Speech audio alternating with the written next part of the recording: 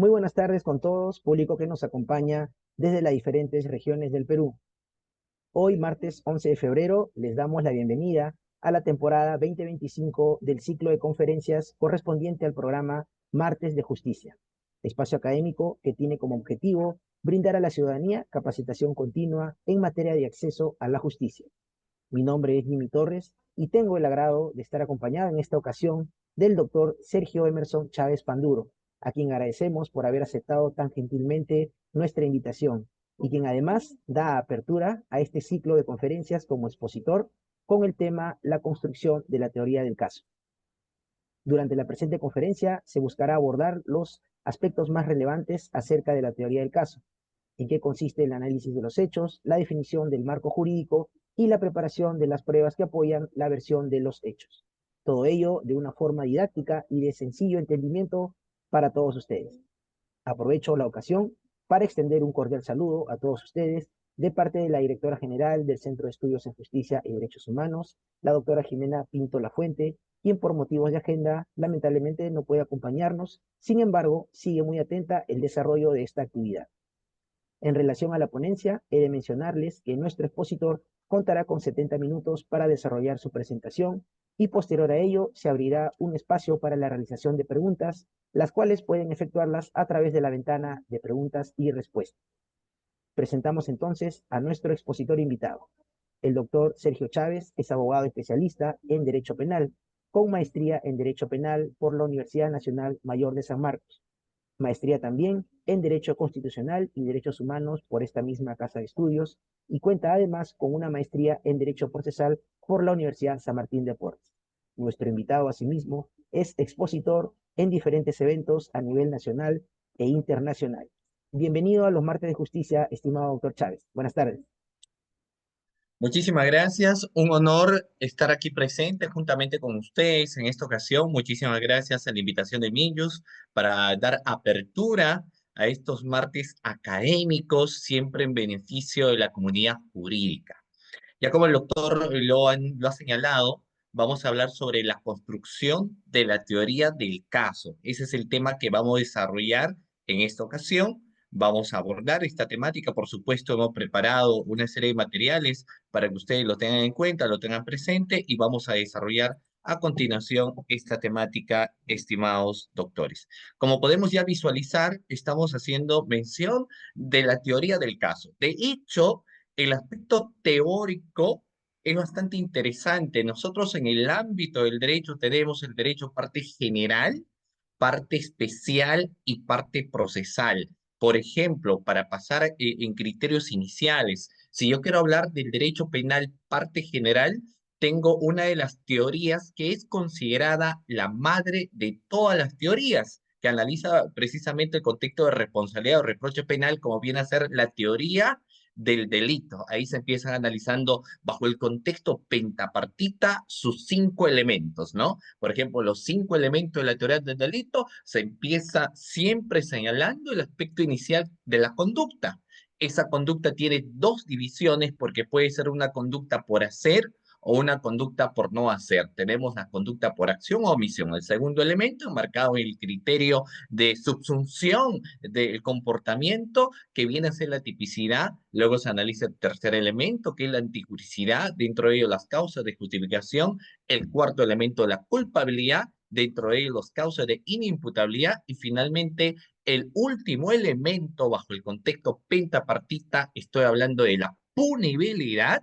La punibilidad es el reproche, ¿no? Que enmarca incluso otra teoría de mucha independencia, como viene a ser la teoría de la pena. Ahora, en esta parte general, la parte de la que les acabo de señalar, existe una teoría también que está relacionada al contexto del comportamiento. Y esta teoría relacionada al contexto del comportamiento viene a ser la teoría del dominio del hecho, el movimiento corpóreo, la acción. Nosotros sabemos que al momento de cometerse un delito de hurto, de robo, tocamientos indebidos, ¿de acuerdo? Hablamos de un delito de lesiones simples, lesiones graves, siempre existe un dominio de la acción, un movimiento corpóreo, ¿de acuerdo? Esa teoría del dominio del hecho nos va a establecer la tipología que ya el Código Penal lo señala en cuestiones de autoría.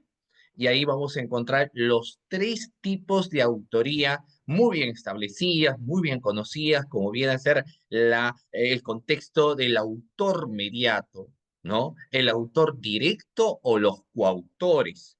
Ahora, aparte de ese análisis de teoría, se habla de otra teoría en la cual quienes cometen la realización del hecho criminal tienen una condición especialísima.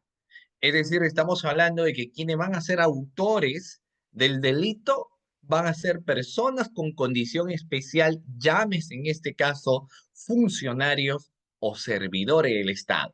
En ello se analiza a través de la teoría de infracción del deber, ¿no? Entonces, todo lo que hasta aquí les empiezo a señalar forman parte de análisis teóricos de la parte general.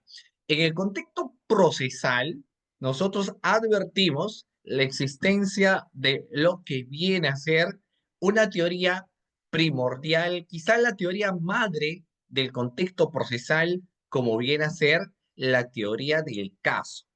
La teoría del caso está relacionada al contexto del proceso. Y vamos a ver cómo existe una crítica también al contexto de teoría del caso, porque para algunos no nos encontramos ante un sistema de teoría del caso, sino ante un sistema de criterios adversariales. Es una posición bastante respetable. No obstante, el grupo mayoritario ya ha establecido que cuando hablamos del sistema procesal penal, sobre todo el contexto de la brújula del litigante, y cuando hablamos del litigante no solamente hablamos del abogado defensor particular o defensor público, sino que lógicamente también hablamos del Ministerio Público. Entonces, en un 98% de las situaciones se establece que estamos dentro de un contexto de teoría del caso, y eso se tiene que construir. Entonces, lógicamente, hablar de teoría del caso resulta siendo muy importante porque es una pieza fundamental para la fiscalía y para la defensa, al margen, doctores, de las posiciones distintas que se tiene dentro del marco procesal, como nosotros muy bien también lo conocemos. Dentro de los roles, y ahí ingresan a tallar los roles de los sujetos procesales, encontramos, por ejemplo, el rol que va a tener a quien hoy en día se le establece la conducción jurídica de la investigación. Y cuando hacemos mención de ello, es decir, la conducción jurídica de la investigación, estamos hablando del Ministerio Público, estamos hablando de la Fiscalía, estamos hablando del titular del ejercicio de la acción penal, que obviamente nosotros sabemos recae en el Ministerio Público, en el fiscal. El fiscal, aparte de tener esa conducción jurídica, doctores, el Ministerio Público tiene lo que se establece como la carga de la prueba. Es decir, si imputa un delito de lavado de activos, hay que probar lavado de activos. Se imputa un delito de criminalidad organizada, tenemos que probar criminalidad organizada. Se le imputa un delito de violación, se tiene que probar la violación. Todo ello con la existencia naturalmente de los elementos de comisión suficientes. Entonces el fiscal tiene carga de la prueba, existe en ese sentido esa obligatoriedad y por ende tiene al momento de iniciar con la investigación establecer una hipótesis. Esa hipótesis inicial, que se establece también como la teoría del caso, va a venir a ser el punto de partida para la cual el fiscal va a desarrollar toda una labor de investigación. Por eso es que cuando se establece teoría del caso, se sostiene que esta viene a ser la brújula del litigante, a dónde nos guiamos. Pero esa brújula no solamente, porque, ojo, cuando hablamos de litigante estamos hablando de quién litiga finalmente y hablamos también del fiscal. Entonces, esa brújula al fiscal le va a permitir establecer desde el inicio una hipótesis inicial. Cuando hablamos de la primera fase del proceso, es decir, la investigación preparatoria, esa hipótesis, esa teoría del caso inicial es mutable, es flexible, es variable. Esas son las condicionantes o características. Jamás, en la gran mayoría de los casos, una teoría que inició primigeniamente con un delito se termina manteniendo, por ejemplo, del juicio oral. No siempre, porque puede llegarme una denuncia, uno la evalúa y uno empieza a analizar primigeniamente que tal vez se trataría de un delito, por ejemplo, de feminicidio. regulada en el artículo 108B del Código Penal, porque de acuerdo a lo que se establece en la denuncia, este señor lo habría asesinado después que advirtió que su conviviente conversó con su ex compañero del colegio. Entonces, suficiente para que él se cega de los celos y cometa pues este acontecimiento. Eso es lo que se establece en la denuncia. Y el fiscal, cuando decide aperturar la investigación, porque sobre él ha recaído un indicio o una duda razonable de que estos acontecimientos se van a subsumir en la presunta comisión del delito de feminicidio, artículo 108B. Sin embargo, cuando ya dispone los actos de investigación y empieza a recabar, empieza a investigar y empieza a recopilar los elementos de convicción de cargo y de descargo, declaraciones testimoniales, declaración indagatoria, cámara de videovigilancia, reconstrucción de los hechos, una pericia, etcétera. Entonces, evidencia el fiscal que estos sucesos no se subsumen en sí en el artículo 108B, feminicidio, sino que en realidad se trataría, por ejemplo, de lo que es un homicidio por emoción violenta, por ejemplo, porque no existía el odio por medio, no había machismo, no eran convivientes, no eran esposos. Entonces, más bien él habría reaccionado por un contexto inmediato y te das cuenta que esa teoría del caso inicial que había empezado con feminicidio termina teniendo un vuelco no de 360 grados, digamos, sino de 310 grados, porque ahora te das cuenta que es un asesinato por emoción violenta. Entonces, fijémonos que cómo es que inicialmente partimos del análisis de una teoría del caso que a lo largo del desarrollo del proceso de investigación tiene mutabilidad, tiene variabilidad. Eso sucede en la primera fase.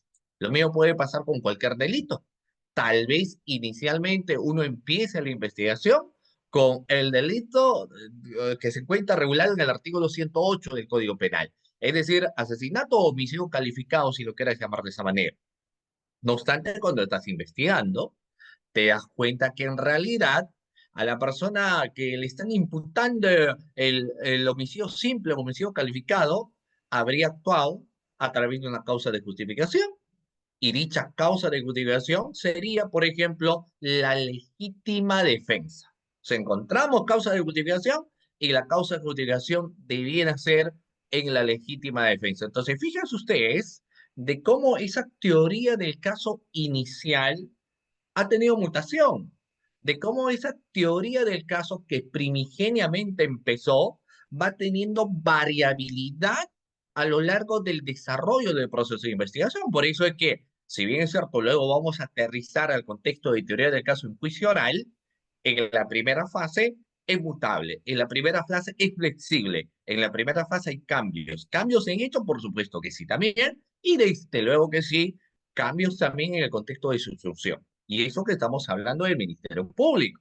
¿Qué sucede si hablamos en el contexto de la defensa? Las situaciones tienen a ir un cambio, porque en el contexto de la defensa, estimado participante, lo que nosotros encontramos ahí es algo bastante interesante porque había una pregunta que yo les traslado a ustedes, si encontraremos presunción de inocencia o encontraremos presunción de culpabilidad, ¿no? O sea, ¿qué es lo que nosotros medimos? ¿Presunción de inocencia o presunción de culpabilidad?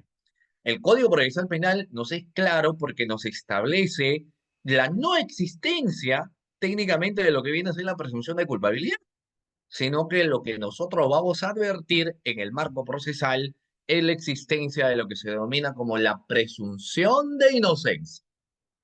¿Y qué me establece la presunción de inocencia? ¿Qué me dice la presunción de inocencia? Que toda persona, toditos sin excepción, todos mengano, sultano, fulano, etcétera, son inocentes hasta que se demuestre lo contrario. Todos son inocentes hasta que se demuestre lo contrario. Por eso es que existe una presunción de inocencia. Esa inocencia, ¿hay que tener que demostrar que uno es inocente? No, no hay una obligación. Ahora, con esto no se establece que uno no pueda demostrar que es inocente. Quizás su teoría del caso sea demostrativa de la defensa, ¿no? Pero también podría ser una teoría del caso de refutación. En todo caso, la presunción de inocencia siempre va a regir sobre una persona y no existe la obligación de que tú demuestres que eres inocente porque ésta se presume. Hay una presunción como tal. Y esta es la presunción de inocencia. ¿Ya? Muy bien. Siguiente diapositiva. Entonces, tanto el Ministerio Público como el abogado defensor van a llevar sus propias teorías del caso. Llevan sus teorías del caso a lo largo del proceso con posiciones diferentes y que lógicamente en juicio oral se va a materializar de una manera mucho más obvia. ¿De acuerdo? Cuando leemos algunos textos, necesariamente hay que evocar, por ejemplo, lo que dice Moreno Holman. Moreno Holman, respecto a la teoría del caso, establece o conceptualiza lo siguiente. Moreno Holman dice que la teoría del caso es el planteamiento que la acusación o la defensa hace sobre los hechos penalmente relevantes, por supuesto que sí. Pero aparte de ello, la teoría está relacionada a las pruebas que sustenten y a los fundamentos jurídicos que la apoyan. Entonces uno establece o narra los hechos, los sucesos, porque claro, ante un acontecimiento que se haya suscitado, el Ministerio Público tal vez diga, el acusado actuó bajo vehemencia, actuó con intencionalidad, con crueldad, con alevosía, con ventaja, y por eso causó la muerte del agraviado, ¿no? Pero la otra parte, por ejemplo, podría sustentar alegando o señalando que de ninguna manera esto se dio así, porque en realidad lo que actuó a la persona que ahora se le está imputando un delito fue bajo una causa de justificación, es decir, no pasó el parámetro de la antijuricidad y estamos hablando de la legítima defensa. Entonces, fíjense ustedes que Moreno Holman entonces nos dice que va a haber posición de hechos divergente, posición de hechos diferentes, y las pruebas también se entiende que van a ser en base a respaldar la posición que uno tiene. Lógicamente, los medios probatorios, y ahí hablamos en los contextos de estándares de la prueba, tienen que cumplir las situaciones, por ejemplo, relacionadas primero a la legalidad. Es decir, la obtención de los medios probatorios se tiene que dar respetando los derechos fundamentales reconocidos en el artículo 2 del marco constitucional.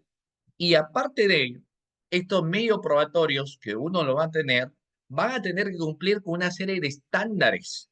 Y los estándares probatorios están relacionados a los contextos de pertinencia, conducencia y utilidad. Pero todo ello enfocado lógicamente en abrazar la teoría del caso desde la posición del fiscal o abrazar esos criterios de estándares probatorios de legalidad, pertinencia, conducencia y utilidad, pero a través, por ejemplo, de la teoría demostrativa de la defensa, ¿no? Eso establece en las cuestiones del Premo Moreno Holman. Y también, lógicamente, los fundamentos jurídicos. Para el Ministerio Público, aquí nos encontramos, por ejemplo, ante el delito de homicidio calificado. Pero la defensa dice, no, acá existe una causa de justificación. Para el Ministerio Público, acá estamos ante un delito, por ejemplo, de sicariato, y la otra parte dice, no, no podemos pasar el parámetro de la culpabilidad porque nos encontramos ante causa de inimputabilidad. Para el Ministerio Público se ha configurado el delito de colusión, artículo 384 del Código Penal, pero la otra parte dice, de ninguna manera, porque no se ha cumplido los elementos del tipo penal del artículo 384, por ende debieren ser atípicos. Entonces va a haber también una pelea respecto a lo que viene a ser la posición de los fundamentos jurídicos. Asimismo, Moreno Holman establece que en el caso de la teoría del caso es una suerte de plantilla a través del cual el litigante, y ojo, cuando hablamos de litigante estamos hablando de abogados, defensores y fiscales, invitan al juez a mirar lo que habría sucedido en realidad, los acontecimientos que se habrían suscitado. Ya nosotros sabemos que al término ya del desarrollo, por ejemplo, del juicio oral, el juez emitirá, dependiendo de la circunstancia, pero si llega el momento que el juez emite una sentencia de carácter condenatoria, entonces establecemos que ha llegado a un nivel de certeza del juez que algunos acontecimientos lógicamente se habrían tenido que suscitar. Pero fíjense ustedes que el estándar de probabilidad de sucesos es que nos exige que llegue al nivel de certeza, al nivel de certeza de la comisión del hecho criminal. Entonces, sigamos. La teoría del caso, doctores, vamos a ver, siempre busca establecer las preposiciones fácticas, los hechos, porque quien denuncia establece en su denuncia acontecimientos o hechos que se habrían suscitado, pero que no necesariamente esto significa que sean reales. Tal vez quien ha denunciado está exagerando los hechos. Quizás quien ha denunciado está diciendo medias verdades. Entonces, en el desarrollo de la labor de investigación, al momento de recabar los elementos de convicción, vamos a establecer si realmente las preposiciones fácticas se han dado tal y cual se establece en la denuncia, o tal vez esto realmente han tenido un contexto de variabilidad. Por eso es importante establecer que ciertas características debe tener la teoría del caso. Una primera teoría del caso, a nivel del juicio oral, porque ya hemos establecido también que durante el desarrollo del proceso de investigación, la teoría del caso es mutable, es variable, porque precisamente se va recabando elementos de convicción, porque precisamente a lo largo del desarrollo del proceso de investigación no sabemos qué es lo que finalmente va a suceder. Pero si ya el caso llega a nivel de juicio oral, nos encontramos en juicio en la etapa estelar del proceso, entonces uno se entiende que debería llegar con la unidad, unicidad o una teoría del caso que sea única, que ya no sea variable. Imagínense ustedes que uno presente una teoría del caso y diga, no, lo que pasa es que es pretensión principal, criminalidad organizada, accesoria a banda. Bueno, creo que no es ni organización criminal y no es banda, pero por ahí hay que poner que sea homicidio calificado. Entonces existe una variabilidad y lógicamente esto va a evidenciar que quien está presentando su teoría del caso, en este caso el representante del Ministerio Público, no es una teoría del caso que sea sólida. Y el objetivo es que cuando uno llega al juicio oral, esa teoría del caso tiene que ser sólida, doctores. Esa teoría del caso tiene que ser sólida. No puede haber flexibilidad. No nos encontramos a nivel de investigación. Ahí sí sabemos, ¿no? Puede mutar. Lo mismo va a pasar en el caso de la defensa. Ustedes saben que si bien es cierto, el fiscal va a presentar una teoría del caso cuya característica es demostrativa, porque finalmente es quien tiene la carga de la prueba. Sobre la defensa, incluso puede presentar una teoría del caso teniendo en cuenta tres pretensiones. La primera pretensión de la teoría del caso de la defensa podría ser demostrativa. Por ejemplo, el Ministerio Público está imputando a una persona a ser autor de la presunta comisión del delito de asesinato, ¿no? O homicidio calificado. Sin embargo, a la persona a quien se le imputa el delito, sucesos que se habrían acontecido, por ejemplo, el 5 de enero del año 2025, el abogado defensor va a presentar una teoría demostrativa en la cual va a señalar fundamentalmente que en la fecha y hora que se habrían dado los hechos delictosos, su defendido se encontraba en otro lugar. Entonces, lógicamente, la teoría del caso, que en este caso presenta, es de característica demostrativa, ¿no? Demostrativa. También puede presentar una teoría del caso de refutación. ¿Y qué puede refutar? Fundamentalmente, la refutación a la fundamentación jurídica, ¿no? La fundamentación jurídica. Por ejemplo, podríamos señalar falta de imputación necesaria, podríamos señalar en ese caso el no cumplimiento de los elementos del tipo penal. O sea, tú tienes el tipo penal, pero no se van cumpliendo sus elementos. O cuando, por ejemplo, en el caso del delito regulado en el artículo 399 del Código Penal, cuando nos habla de la negociación incompatible o aprovechamiento indebido del cargo, el fiscal tal vez ha señalado la condición de sujeto cualificado, funcionario o servidor, ha establecido el interés, ha precisado que el interés es en una operación, pero ya la Corte Suprema ha señalado, por ejemplo, que cuando hablamos del factor de operación, necesariamente debe tener un contenido patrimonial.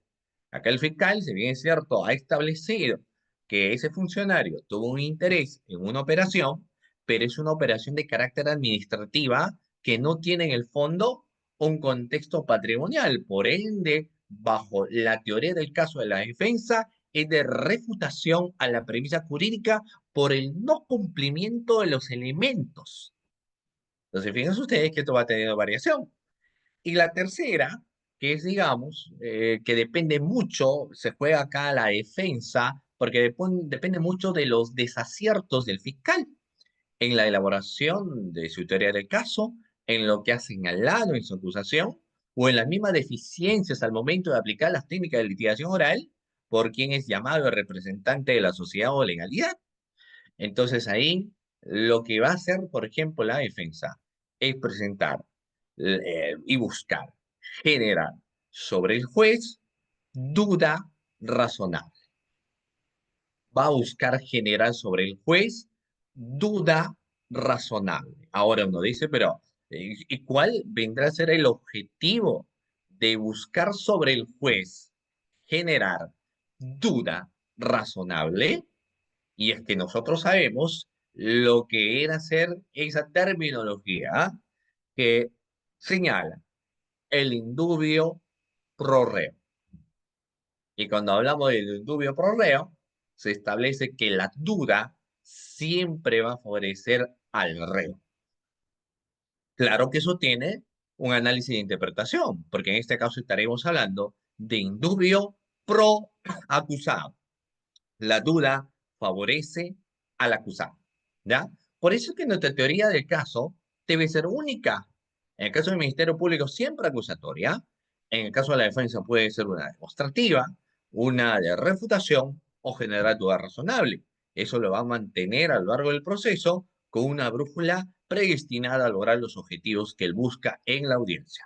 Que sea simple. La simplicidad está relacionada básicamente a los contextos fácticos, a la presunción de los hechos, al análisis terminológico, pero no al nivel, por ejemplo, de la elaboración y exposición de un artículo científico, ¿no? Cuanto más sencillo, mejor. Por eso es que cuando se habla de teoría del caso, abocado al alegato de apertura, ¿no? Que es el primer momento donde los jueces tienen eh, la idea de qué acontecimiento se habría dado, se establece que este alegato de apertura debe tener como característica que sea no solamente breve, nos dice, sino que sea entendible, que la exposición de los hechos sea tal para que el juez, a la primera vez que lo escucho, pueda entenderlo.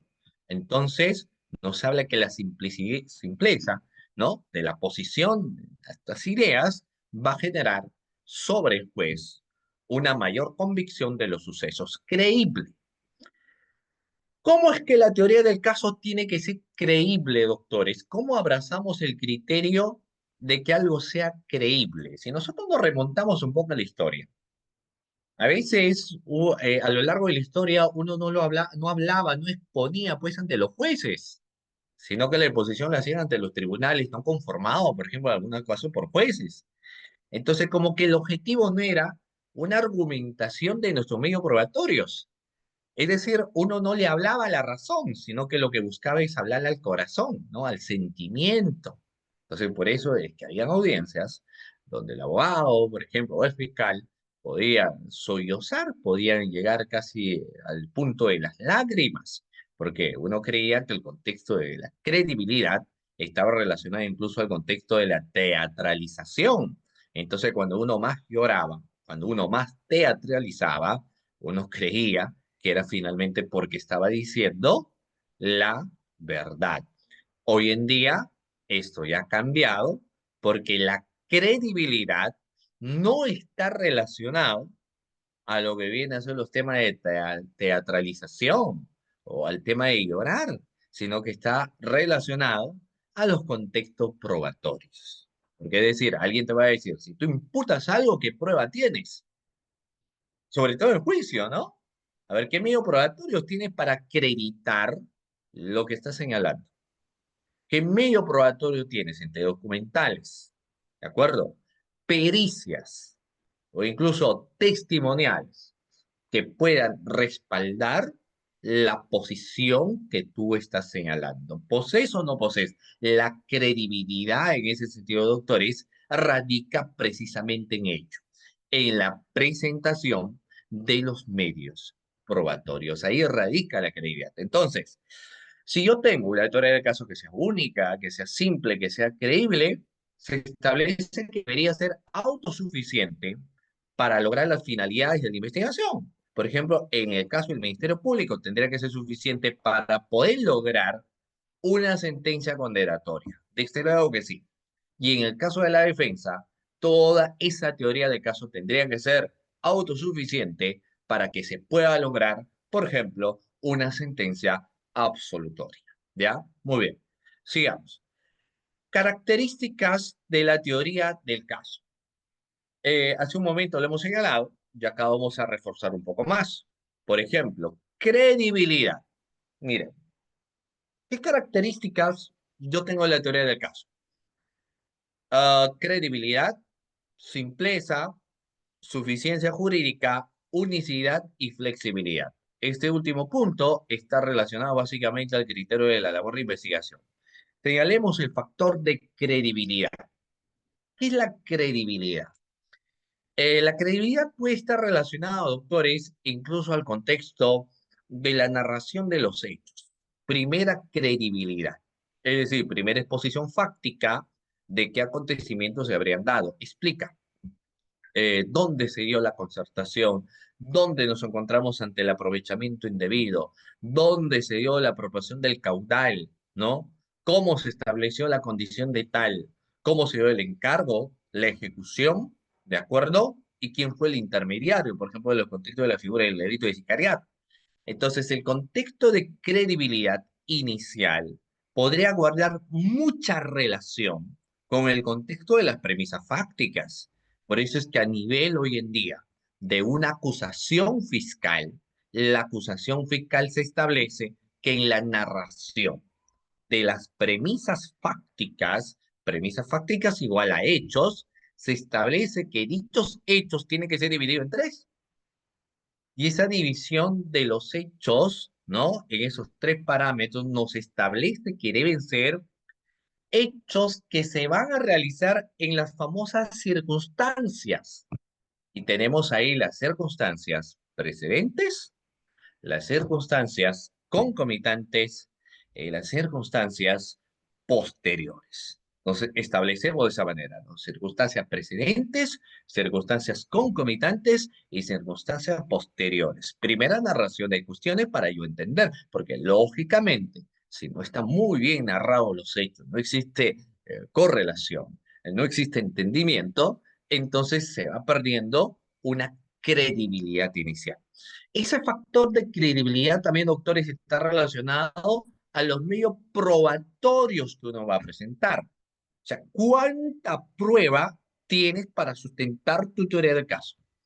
Con mayor obligatoriedad, lógicamente hemos señalado, en el caso del Ministerio Público. Finalmente, hace un tiempo se debatía algo que yo les voy a trasladar a ustedes como pregunta. Miren, un debate que a veces se daba, estimados participantes, era sobre qué es lo que realmente nos permite a nosotros tener éxito en una audiencia. O sea, ¿qué es lo que nos permite el éxito de una audiencia? De una audiencia de juicio oral, por ejemplo, ¿no? Y vamos a hablar de los sistemas de audiencia también.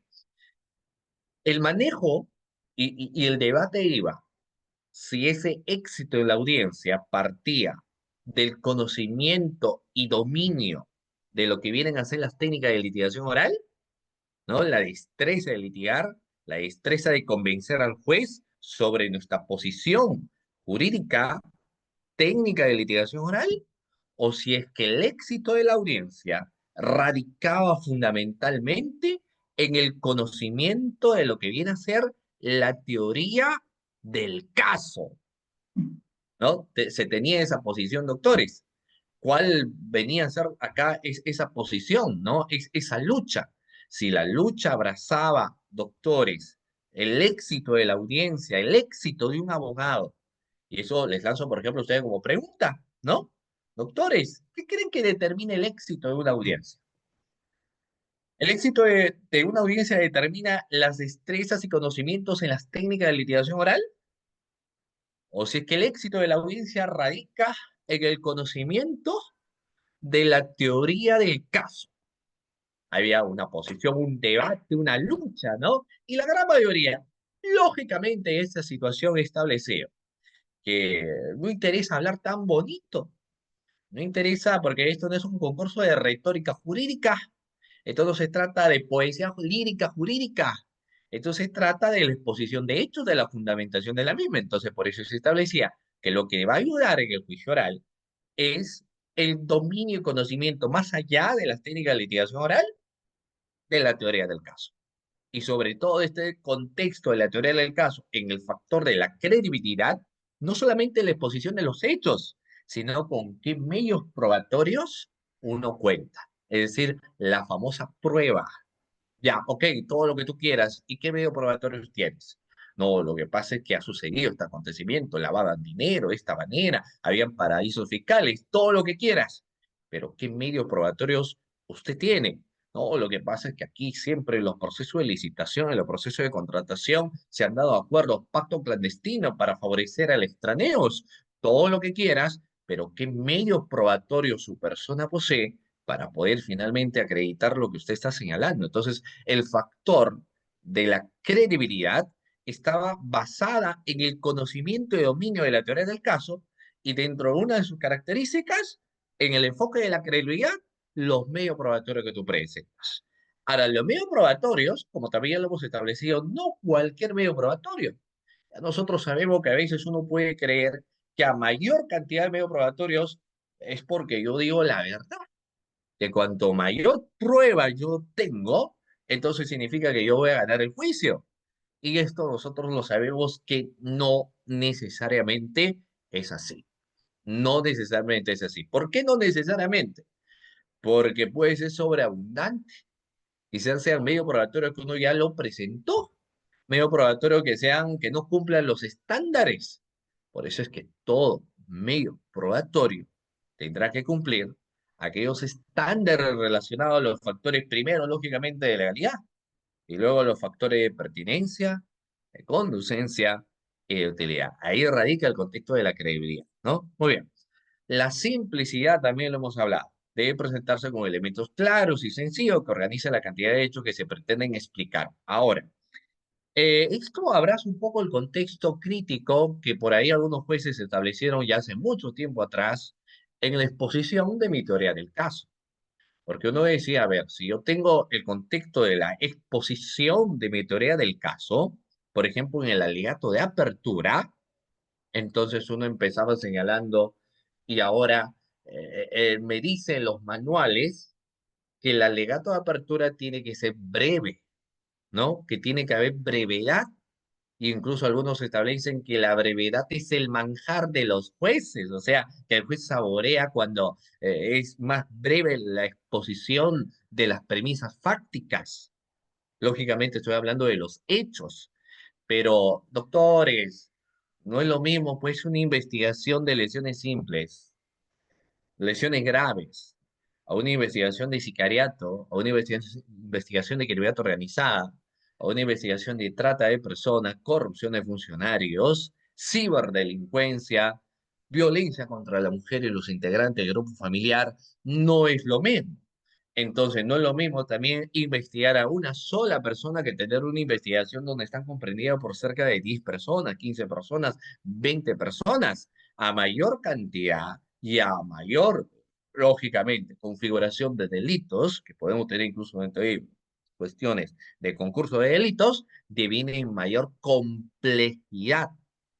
Entonces, así sea complejo, la regla expositiva de mi teoría del caso me dice que yo tengo que buscar los medios necesarios para que sea simple mi teoría del caso. ¿Ok? Muy bien. Ahora, suficiencia jurídica, yo uno de los aspectos que a mí lógicamente me parece bastante interesante, la parte especial, porque mi teoría del caso tiene que tener suficiencia jurídica. Yo voy a hacer unas preguntas iniciales porque a veces el debate radica precisamente en el cumplimiento o no cumplimiento de una suficiencia jurídica. Es decir, uno puede decir, qué bonito la narración de los hechos, pero ¿realmente estos hechos se subsumen en un tipo penal? Es decir, ¿realmente estas premisas fácticas tienen que ser reprimidas penalmente porque dichas premisas fácticas se subsumen en un tipo penal? Entonces ahí va ingresando lógicamente ese debate de la suficiencia jurídica. O lo otro es que si realmente esos hechos deben enmarcar en tal o cual delito, entonces va existiendo debates. Un ejemplo para entender mejor esta situación y cómo es que la teoría del caso, en algunas ocasiones, no va teniendo, pues, doctores, el análisis de la suficiencia jurídica. Le voy a contar, a propósito de que ya faltan como 3 días para el Día del Amor y la Amistad, 14 de febrero, ¿no? Donde ya las parejitas ahí van comprando sus regalitos, ya van yendo a las diferentes florerías para separar sus rosas y demás detalles en ese día especial. Entonces, si partimos de ese primer acontecimiento, el San Valentín, precisamente se trataba de una pareja que había decidido casarse un 14 de febrero. Y fíjense ustedes que había pasado 8 años después de ese suceso, acontecimiento, amorío de ambos.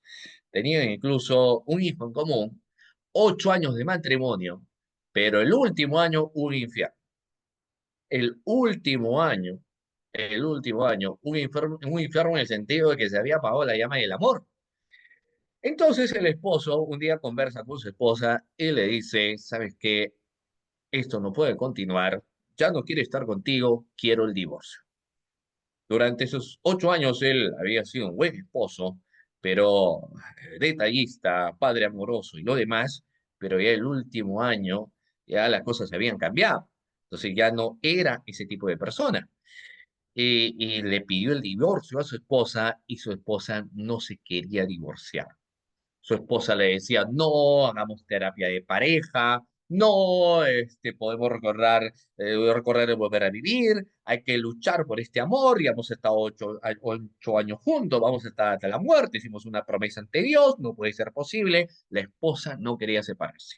El esposo sí quería separarse de todas maneras. ¿Y por qué? ¿Qué había pasado en realidad con el esposo? En el fondo, si bien es cierto, la llama del amor se había disminuido, pero el esposo había conocido a otra persona, había conocido a una señorita de 25 años.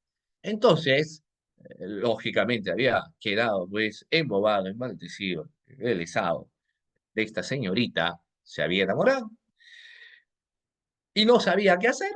Hasta que un día la señorita le pone un jaque mate y le dice, ¿sabes qué? Yo no quiero ser la amante, yo no quiero ser la otra. Entonces tú decides, ella o yo. Si el día de mañana no solucionas ello, jamás me vas a ver en lo que te resta de vida. Entonces el esposo no sabía qué hacer y a medida que iba a su casa decía, todo sería diferente si mi esposa no estuviese viva.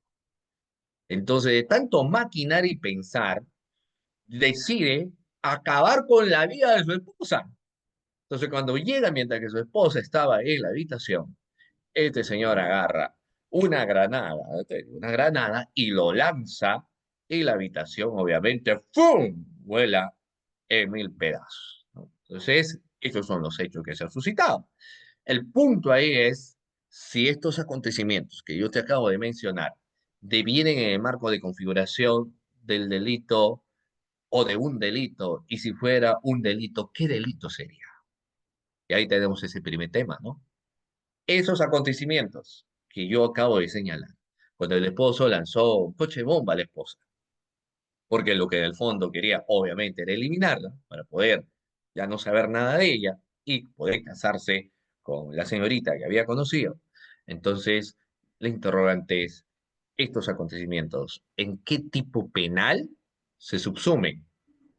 ¿En qué tipo penal se van a ver reflejados? ¿Dónde encuadran? Entonces, ahí tenemos un primer contexto, porque yo sé que muchos podrían establecer que esos acontecimientos, tal y cual se ha suscitado, devienen en el marco de configuración, por ejemplo, de la figura del delito de feminicidio. Y digan y recurren que ese acontecimiento será feminicidio. Entonces, tienen las premisas fácticas de los hechos y esos hechos, con más medios probatorios que ellos podrían haber obtenido, devienen en que sea feminicidio. Cuando dice feminicidio, artículo 108b del Código Penal. Pero acá la característica es que eran casados y a pesar que sean casados, lógicamente podría ser feminicidio. Pero no nos olvidemos de que el Código Penal tiene otra figura que se encuentra regulada en el artículo 107 del Código Penal. el artículo 107 del Código Penal nos establece que mata a su ascendiente descendiente, esposa o conviviente. Entonces hablamos de este tipo penal que hace bajo el contexto de pater, estamos hablando de parricidio. El tipo penal es parricidio. Entonces, fíjense ustedes que uno ahí tiene un debate de ver si estos acontecimientos que así se han dicho realmente se subsumen en el marco de configuración del delito de feminicidio o estos acontecimientos que aquí se han establecido enmarcan en el delito de parricidio del artículo 107 del Código Penal. Debate existe de todas maneras ahí. Entonces, vamos a ir que tener y profundizar en el análisis de la parte especial para que cuando presentamos nuestra teoría del caso, debamos tener una suficiencia jurídica porque no se olviden que cualquiera de las partes podría refutar hecho. Cualquiera de las partes podría decir, por ejemplo, doctor, lo siguiente, no hay feminicidio por tal o cual situación, no se cumplen los elementos del tipo penal. Entonces, la suficiencia jurídica es una exigencia para el cumplimiento cabal y certero de los elementos de la parte especial del delito. Ahí radica el contexto de la suficiencia jurídica y esto se abarca para cualquier delito, sin márgenes, lógicamente, de excepcionalidad. ¿Ok? Muy bien, sigamos. La unicidad, bueno, lógicamente en el contexto de la unicidad de la teoría del caso, nos dice que las partes en el proceso deben ajustar una única teoría del caso, iniciar con una sola estrategia. Ahora, eh, esto en el contexto real tiene variabilidad. ¿Por qué variabilidad? Por los mismos estándares que uno necesita para iniciar y seguir con un proceso de investigación. ¿No? Por eso, por esa misma existencia de los estándares, es que suele ser muy complicado que de buenas a primeras yo desde el inicio ya establezca cuál viene a ser la teoría del caso que me va a acompañar desde ahora hasta el juicio oral. Es muy complicado porque, como les digo, suele tener mutaciones. Y es normal las mutaciones porque estamos investigando. Y en la investigación, un testigo podría decir una cosa que luego nos permita tener y desarrollar actos de investigación, recabar documentación que nos permita ahora tener otra óptica porque hemos hecho otra valorización o valoración. Entonces, fíjense ustedes que ese criterio de unicidad de la teoría del caso va a tener que acompañar, por supuesto que sí, pero si es que llegamos al juicio oral. El juicio oral, ahí sí, doctores, podemos hablar de la unicidad, porque en el desarrollo del proceso de investigación, lo que vamos a advertir es flexibilidad. Y ahora, esa característica de unicidad, por eso va de la mano con el contexto de la flexibilidad. La flexibilidad varía, pero en el desarrollo del proceso de investigación. Ahora, había una pregunta que decía, solamente en el proceso de investigación podemos advertir nosotros flexibilidad y la respuesta es no, porque no se olvide que incluso esa teoría del caso del juicio oral puede tener un cambio de 360 grados. Cuando el fiscal, un nuevo fiscal que ahora asume en el juicio oral el caso, lee la misma y se da cuenta que esta acusación no tiene pies ni cabeza, es una acusación que no cumple los estándares de la acusación. Está muy mala, premisas fácticas, no existe una buena subsunción, obviamente, porque de acuerdo a las premisas fácticas, esto vendría a ser un contexto atípico y no existen los medios probatorios que cumplan los estándares. Entonces, un desastre la acusación fiscal. Cuando se evidencia eso, entonces el fiscal hace retiro de la acusación. Lógicamente, el hacer retiro de la acusación es establecer que no es que lo que nosotros estamos buscando es solamente tener una sola teoría del caso, sino que fíjense ustedes, esto puede flexibilizar. Y lo mismo sucede en el caso de la defensa, porque en el caso de juicio oral, no es que siempre el acusado se va a defender hasta el final, se agarra, se aferra y el acusado dice, no, yo voy a debatir, yo voy a discutir, yo voy a polemizar. No necesariamente, porque el acusado podría hacer o arribar a un mecanismo de simplificación procesal, como viene a ser, doctores, la conclusión anticipada de juicio, pues, puede arribar a la conclusión anticipada de juicio. Entonces, fíjense que ese criterio de la unicidad de inicio hasta el final, no necesariamente se da, sino que puede haber mutación, sino que puede haber cambio en el desarrollo propio de la investigación. Sigamos. Bueno, acá tenemos los elementos estructurales, que son precisamente lo que yo les he señalado. La teoría fáctica, solo que acá con esta vertiente, hemos dicho que la fáctica son los hechos, la teoría jurídica con el plano del análisis de los elementos y la teoría probatoria a las pruebas. Ahora, respecto a los contextos probatorios, vamos a partir de la obtención de los medios probatorios para ser considerados o tener un estándar probatorio como tal. Fíjense ustedes, vamos a ver algo bastante interesante en ese sentido. Miren, cuando nosotros empezamos señalando en el contexto de la teoría probatoria como tal, podríamos hacer mención a lo que se establece en una medida de coerción personal, como viene a ser la prisión preventiva. Y ustedes entenderán que en el caso de la prisión preventiva, el debate, porque ahí también vamos a llegar, por supuesto que sí, con nuestras teorías del caso.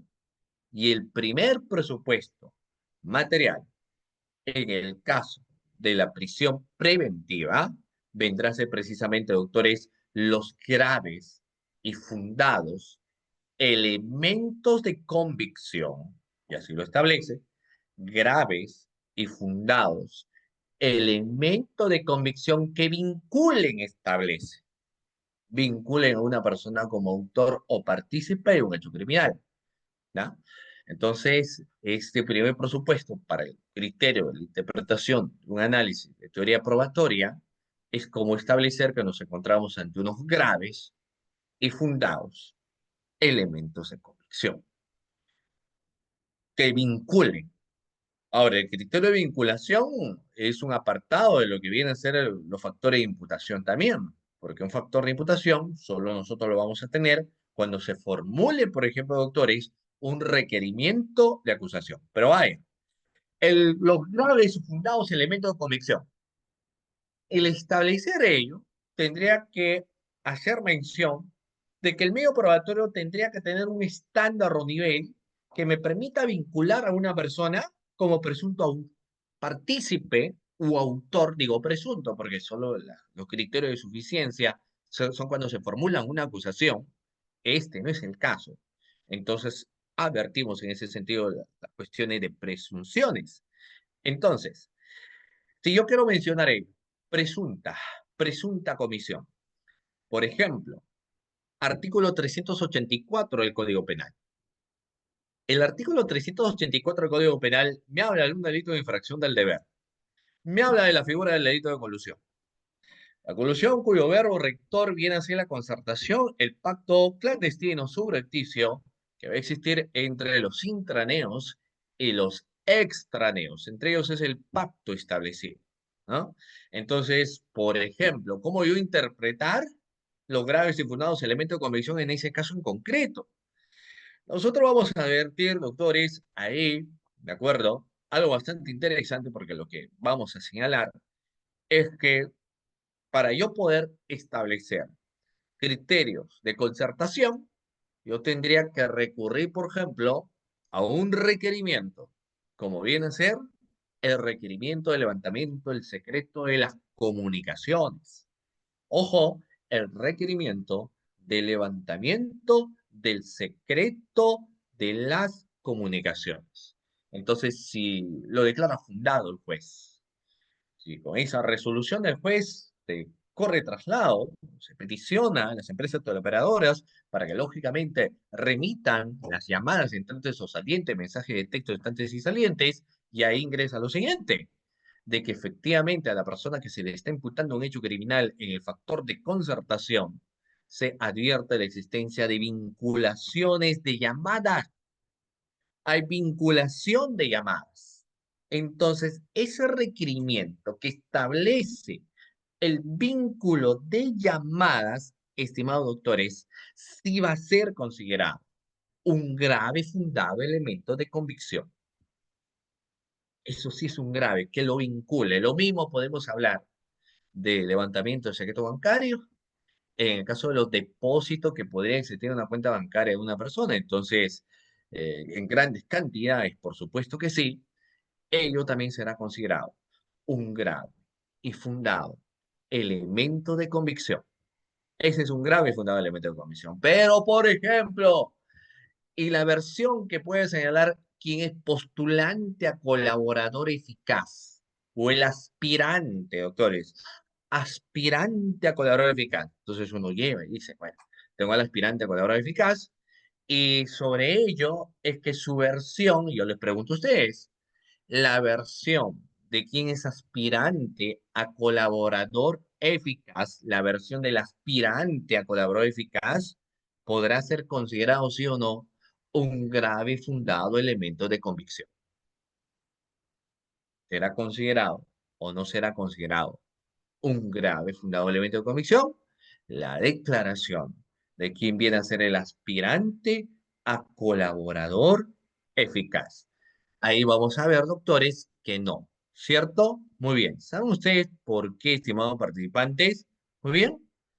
Porque cuando nosotros hablamos, básicamente, y eso lo vamos a decir acá, cuando nosotros hablamos básicamente de los graves y fundados elementos de convicción, estos no guardan relación de ninguna manera, doctores, con las versiones que va a dar quien es postulante a colaborador eficaz o el aspirante a colaborador eficaz. Lógicamente puede decir muchas versiones, puede decir muchas cosas, pero no significa que porque él lo sostiene o porque él lo señala, necesariamente tenga que ser verdad, necesariamente tiene que ser cierto, ¿ya?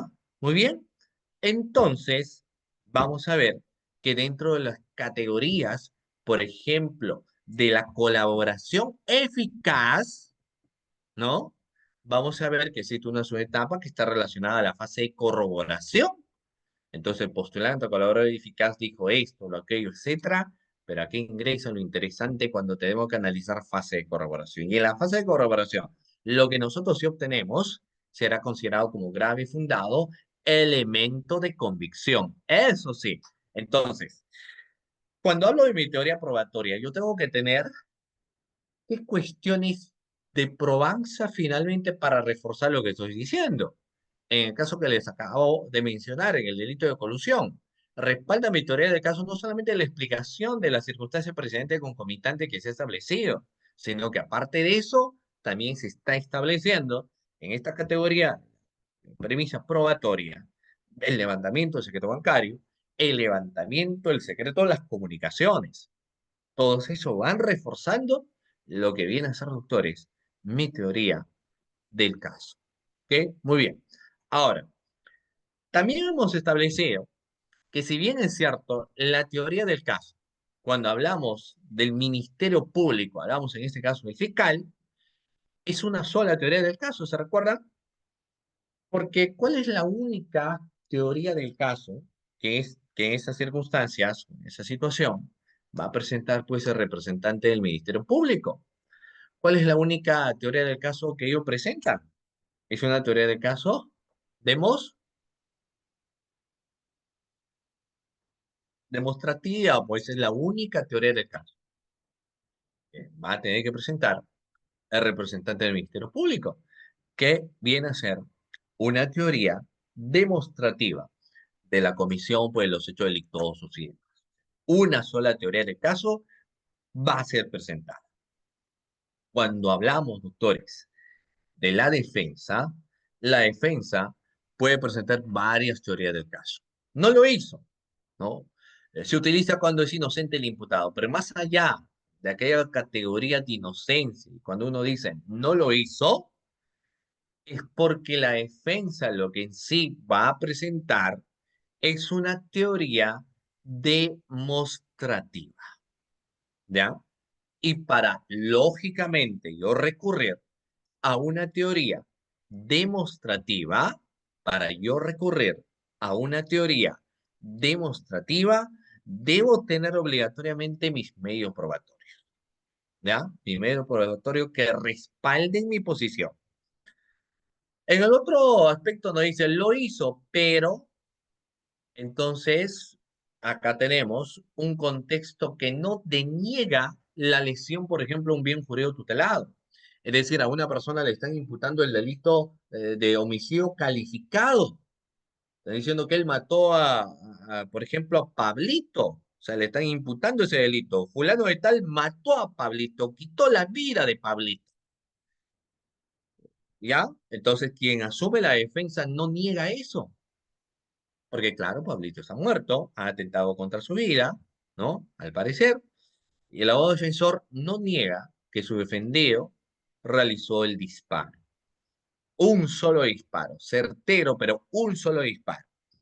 Y luego explica que esa accionar de realizar el disparo ha sido porque él actuó bajo el imperio de lo que viene a ser la legítima defensa. Entonces, la legítima defensa, como también nosotros muy bien lo conocemos, es una causa de justificación y aparte de ello es una eximente de responsabilidad penal. Y el tercero, la duda razonable. Es la más débil de las teorías, ya que depende de la contraparte de las pruebas, ¿no?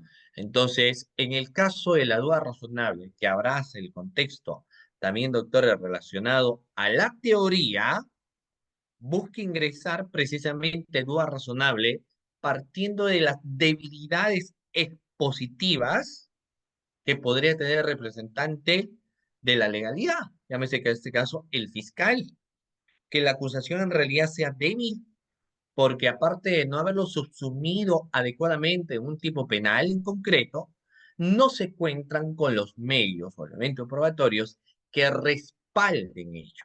Entonces, son tres posiciones que la defensa también, lógicamente, puede presentar abordando el contexto situario del caso. Acá tenemos este marco que nos hace mención básicamente en las situaciones también de posiciones en contrario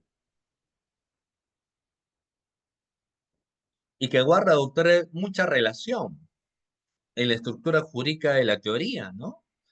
Siempre van a haber dos posiciones. Pueden abrazar una sola posición en su momento, por supuesto que sí, pero por lo general vamos a encontrar dos posiciones en contra, ¿no?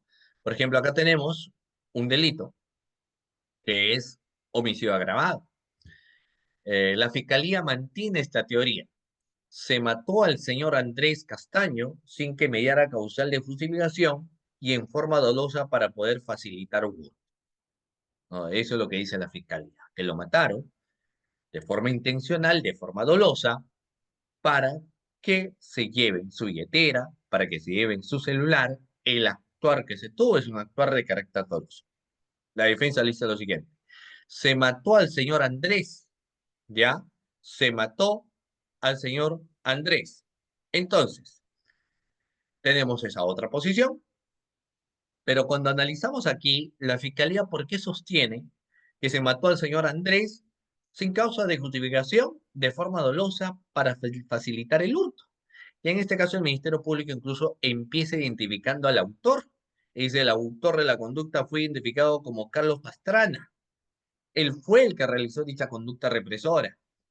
En cambio, la defensa, quien lógicamente va a tener otra posición de los hechos, dice, el autor de la conducta no pudo ser plenamente identificado y Carlos Pastrana no tuvo oportunidad de cometer el delito. ¿Por qué? Y ahí ingresará lógicamente el foco de ejemplificación o explicación, porque tal vez en la fecha y hora en la cual se habría dado un hecho criminal y le están imputando la realización del delito, tal vez se encontraba de viaje, tal vez se encontraba en otro lugar. Entonces, fíjense ustedes que va existiendo esas dos posiciones divergentes, esas dos posiciones en contrario, esas dos posiciones que no van a permitir a nosotros pues identificar estos criterios dentro de los márgenes relacionados a los factores de punibilidad, ¿no? Muy bien. Y acá tenemos otros factores más, ¿no? El mismo autor, el homicidio, Carlos Pastrana, se apoderó del dinero en efectivo y una botella de aguardiente de propiedad de Andrés Castaño, sin justificación alguna, ejerciendo violencia sobre este a través del arma de fuego y mediante ruptura de la caja registradora, por ejemplo, lo establece, pero en las cuestiones de las nociones de lo que viene a ser, por ejemplo, el hurto, ¿no? Y la defensa dice, el hurto del hecho no fue Carlos Pastrana, porque éste se encontraba en otro sitio al momento de la realización del hecho primigenio. Entonces, en ese sentido, doctores, vamos encontrando, fíjense ustedes, dos posiciones en contrario. Vamos encontrando dos posiciones diferentes, pero que cada posición lógicamente tiene su propio análisis que hay que tener nosotros que mencionar. Pero al fin y al cabo, hablamos de dos posiciones divergentes, de dos posiciones diferentes, y estas dos posiciones diferentes nos va a permitir a nosotros enmarcar esos criterios de posiciones, ¿no? Lógicamente, como se ha establecido también, doctores, las dos posiciones son dependiendo mucho del marco de interpretación de los acontecimientos que se hayan dado. Cuando se ha dado un acontecimiento, vamos a nosotros poder advertir posiciones en contrario. Estas posiciones en contrario van a ser la posición, por ejemplo, que va a tener el representante del Ministerio Público como titular del ejercicio de la acción penal, como defensor de la legalidad, como quien en este caso tiene carga de probanza, pero la defensa también tendrá, doctores, su propia posición sobre los acontecimientos que se habrían suscitado, ¿no? Son acontecimientos finalmente que se desarrollan, se suscitan dentro del marco de una labor de investigación, ¿ya? Eh, Hay algo bastante interesante y esto se lanza también como un interrogante a ustedes, estimados doctores, respecto a cuál es lo que genera mayor certeza en el juez. En el juez, vamos a ver, se va a generar, doctores, mayor certeza el hecho, la exposición de hechos o la fundamentación jurídica. Y fíjense ustedes, si se dan cuenta, ahí no nos habla de los contextos probatorios, sino que nos habla que si sobre lo que va a generar certeza es los hechos en sí, o también va a generar certeza el contexto de la fundamentación jurídica. A ver, entiendo que ustedes tienen el chat también, así que le voy a dar 30 segundos para que me respondan qué genera certeza en el juez. El hecho o la fundamentación jurídica, autores. 30 segundos.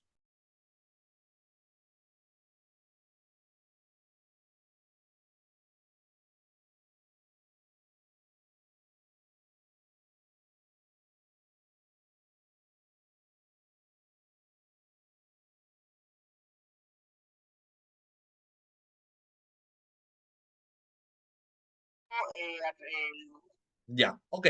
Mire, entonces cuando se empieza a señalar esos criterios sobre cuál es lo que finalmente va generando certeza a un juez, se considera que ambos son los generadores de certeza. Es decir, no solamente los hechos en puridad, sino también otra fundamentación jurídica. Pero nosotros podríamos abarcar un criterio más, que el contexto de certeza va a ahorrar mucha relación, doctores, con lo que viene a ser también las cuestiones de la prueba, la exposición probatoria, ¿ya? La exposición probatoria, ahí también guarda, doctores, mucha hilación ese tema que les estamos señalando. Ahora, otra pregunta que también es bastante sencilla es la conclusión de un hecho en litigación oral, ¿no? ¿Es al inicio o al final? En pocas palabras, la pregunta podría estar relacionada también en los siguientes términos. Si la argumentación de un hecho, ¿no? La argumentación de los hechos va a devenir en el alegato de apertura o en el alegato de clausura. ¿Dónde se dan los criterios de exposición de hechos? Alegato de apertura y alegato de clausura, lógicamente ahí la respuesta, doctores, que siempre vamos a abrazar, es que el alegato de apertura es solamente demostración inicial. Vamos demostrando algún acontecimiento o un suceso. Pero el alegato de clausura es donde sí vamos a desarrollar criterios de argumentación. ¿Ya? Muy bien. ¿Qué se prueba, la conclusión o los hechos? Ahora, hay un debate porque muchos dicen que los hechos ya están ahí, que los hechos ya se han suscitado, los hechos los tenemos y lo que ahora hay que probar son las conclusiones. Pero existen otras posiciones que establecen que las conclusiones finalmente están en ambas situaciones y que ambos se van a tener que probar. Acá, para ir finalizando, doctores, el contexto, ¿ya? Muy bien, doctores, el famoso caso del oso. ¿Cómo se establece estas situaciones del caso del oso, ¿no? Eh, Cuando hablamos del caso del oso, se dio una situación entre Juan y Pedro, que eran muy amigos. Juan y Pedro decidieron ir a cazar a este osito. Juan se fue para la izquierda y Pedro se fue para la derecha. El punto está cuando se pararon, se fueron al bosque. Juan estaba caminando con el arma y de repente escuchó unos ruidos en el arbusto y pensó que era el oso. Entonces, sin mediar reparo, realizó disparo, pero oso no era, sino que era Pedro. Es decir, Juan terminó matando a su amigo Pedro, pensando que era un oso.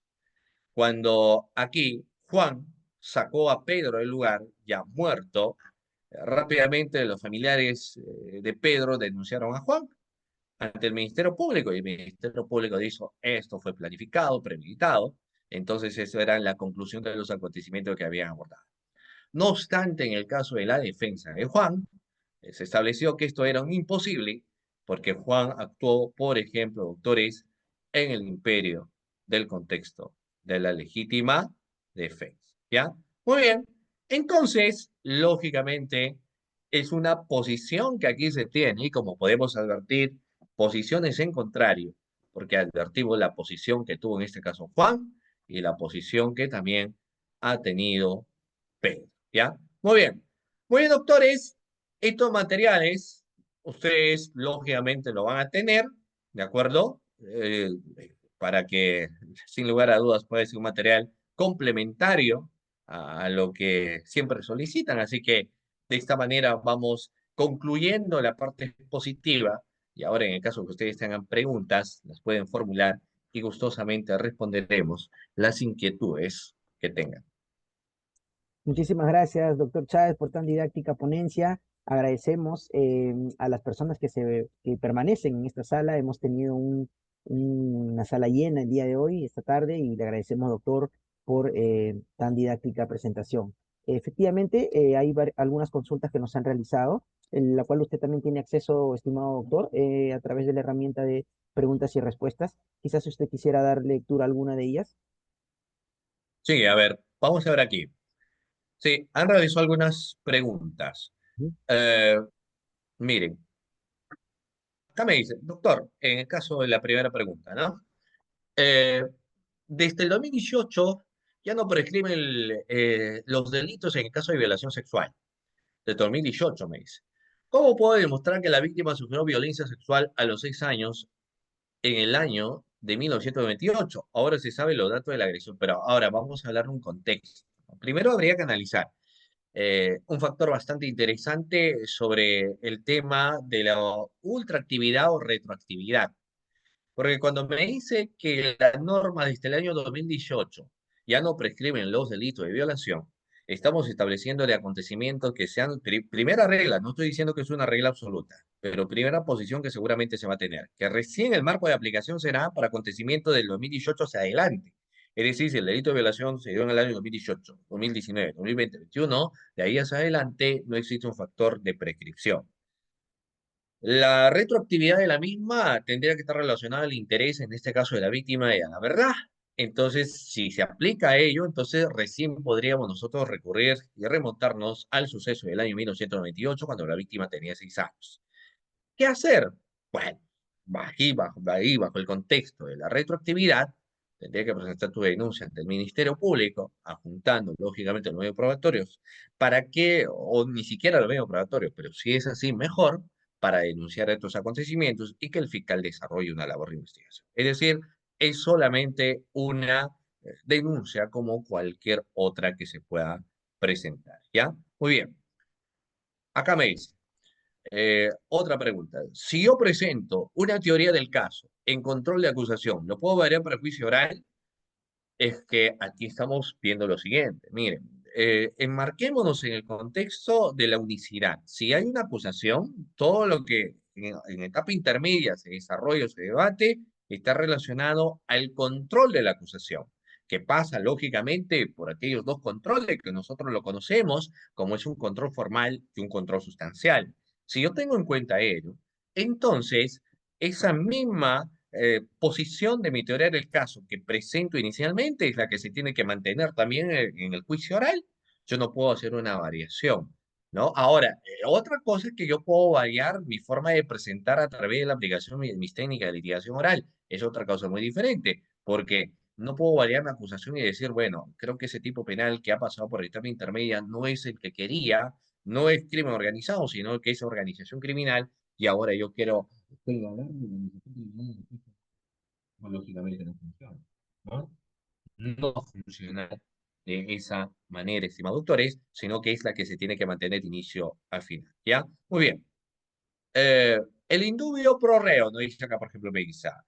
¿Cómo es que nos encontramos ante el indubio pro reo? La duda favorece al reo, que en este caso a nivel de etapa de juzgamiento, yo prefiero llamarlo indubio pro acusado. La duda favorece al acusado. Por ejemplo, no existen medios probatorios suficientes. Entonces, están llevando a una persona por la presunta comisión del delito de sicariato, pero no se tiene un medio probatorio suficiente que haga advertir que él habría sido quien ha disparado. No hay contradicciones en la acusación y el intermediario en realidad nunca había sido intermediario. Si se tiene al quien habría sido el que contrató, entonces va existiendo ciertas dudas en ese momento como para poder imputar a esta persona la configuración del delito, digamos, de sicariato. Entonces, cuando vamos advirtiendo esa situación y sobre el juez no va llegando al nivel de certeza, porque el juez es el que tiene que llegar al nivel de certeza de la comisión del delito, entonces hay los hechos, hay ciertos medios probatorios, no llega al nivel de certeza, lo que va a formular en esos casos, doctores, es una sentencia, pero cuya característica va a ser la de absolución. La absolución se absuelve a la persona. ¿Ok? Muy bien, a ello hablamos del indubio pro reo, que en este caso prefiero denominarlo indubio pro acusado. ¿Ya? Muy bien, muchas gracias, Melissa. Muy bien. Eh, acá hay una pregunta bastante interesante. En el nuevo contexto digital, donde la prueba electrónica y la inteligencia artificial juegan un rol creciente, ¿cómo debe adaptarse la construcción de la teoría del caso en los procesos penales? Mira, lo que pasa es que esto me recuerda a nivel de los estudiantes, por ejemplo, del pregrado, o incluso por ahí de posgrado, porque cuando tú le dejas un trabajo, ellos se van, por ejemplo, a la inteligencia artificial. Entonces te dicen, ya quiero trabajo monográfico sobre la prueba prohibida, o quiero trabajo monográfico o una tesis sobre el indubio pro reo, por ejemplo, ¿no? O sobre los delitos de infracción del deber, etcétera, etcétera, etcétera, y te van poniendo ese contexto. Y uno tiene que evaluar. Y muchas veces la inteligencia artificial, si bien es cierto, nos ayuda bastante, pero tiene ciertos márgenes de errores. Entonces, yo no puedo guiarme con una inteligencia artificial para desarrollar, por ejemplo, una labor de investigación total, ¿no? Sí me ayuda el contexto de la inteligencia artificial en los contextos, por ejemplo, de la identificación de personas. Ahí excelente. Pero en los márgenes de interpretación de la norma, no necesito de la inteligencia artificial. Pero sí, si yo inicio una investigación de personas que estarían con pasamontañas, de personas que tendrían gorras, de personas que se han cubierto el rostro y cometen un acontecimiento, cualquiera sea, sobre todo de los delitos contra la vida, entonces gracias a la inteligencia artificial, yo puedo lograr identificar a quienes habrían sido estas personas que cometieron. Entonces el avance tecnológico sí me ayuda en ciertas medidas, pero para recopilar los contextos de información, para la interpretación. Para el análisis, no. Vamos a ver. Ah, acá nos dicen, ¿cuál es el papel de la psicología del juez en la construcción de la teoría del caso y cómo puede aprovecharse en la estrategia de litigación penal? Es una pregunta bastante interesante, pero ahí vamos a ver que el juez analiza siempre el contexto, e incluso me atrevo a decir, no tanto de la litigación oral. Uf, ha habido muchas audiencias donde no se cumplen las reglas del interrogatorio o el contrainterrogatorio. El juez no hace un control necesario en esas situaciones y se permiten las objeciones a diestra y siniestra. O cuando quien objeta no termina señalando, por ejemplo, la tipología de la objeción. Entonces, como que el contexto de la oralidad no prima tanto en ese sentido en versiones de litigación. El juez, entonces, ¿qué va a analizar en mi teoría del caso?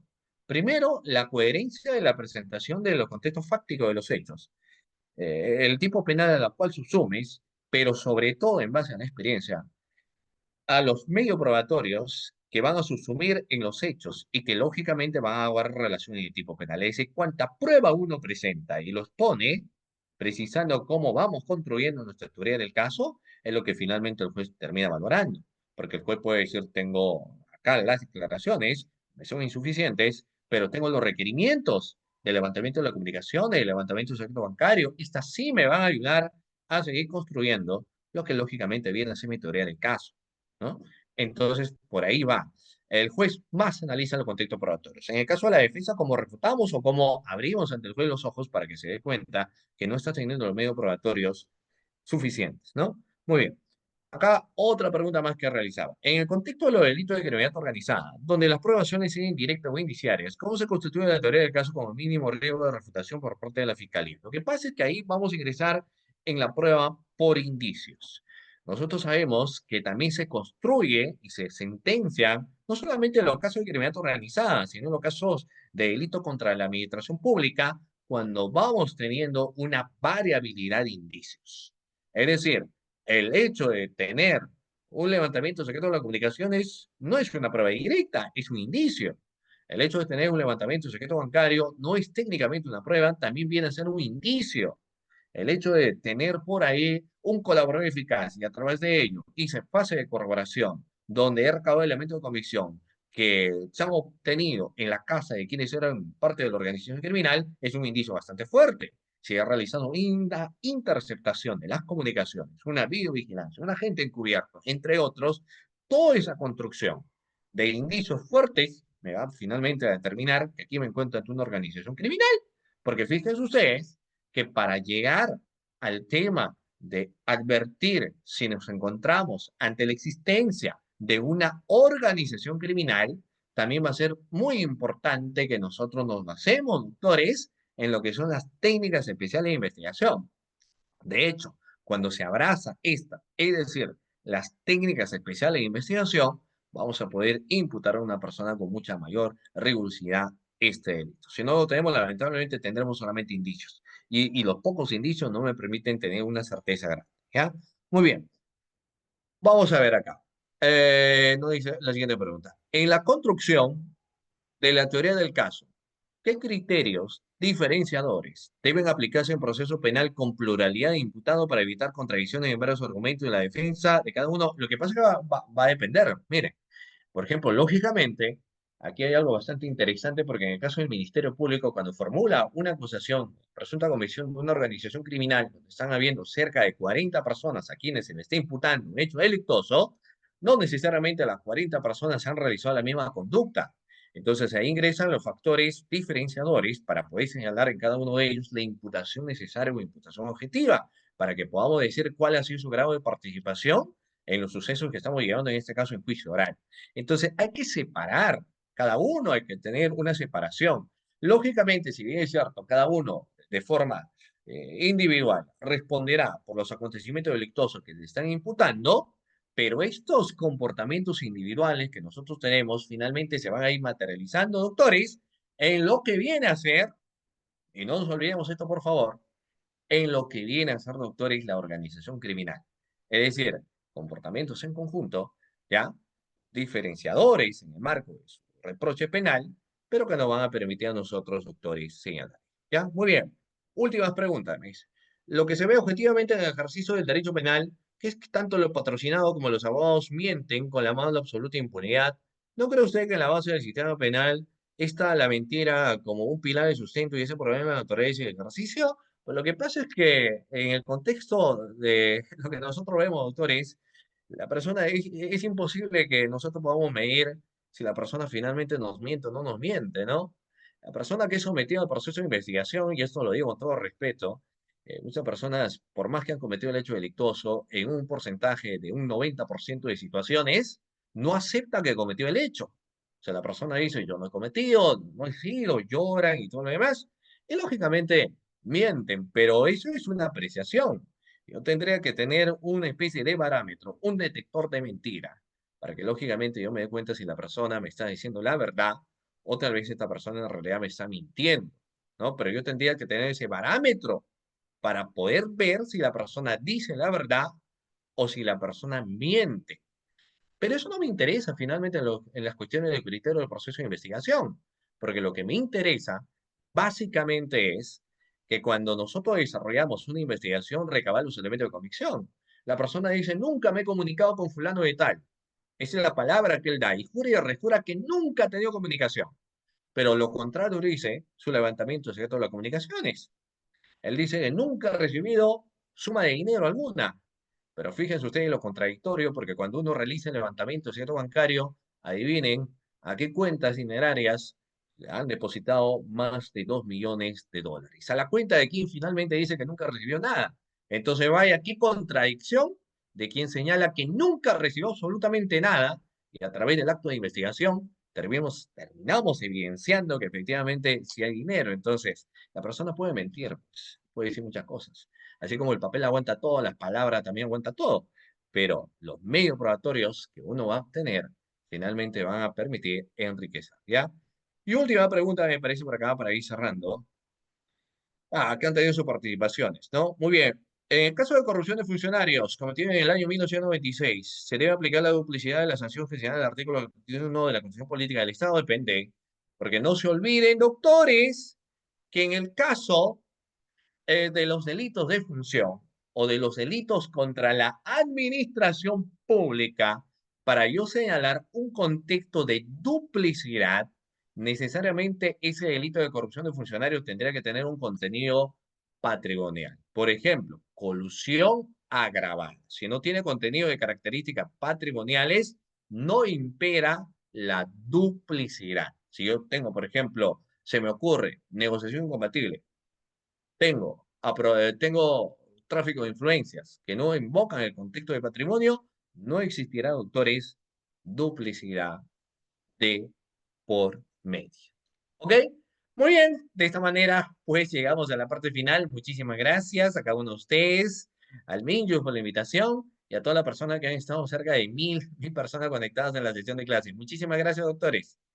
Doctor Chávez, muchísimas gracias nuevamente. A nombre de la directora general del Centro de Estudios, la doctora Jimena Pinto, le reiteramos el agradecimiento por la aceptación a esta primera invitación que hemos tenido hacia usted y por haber aperturado esta temporada 2025 con tan brillante presentación. Efectivamente, hemos tenido a 1000 personas conectadas esta tarde y agradecemos también a todas ellas por haber permanecido hasta esta hora de la sesión. Muchísimas gracias, doctor. Esperamos contar con su participación quizás nuevamente más adelante.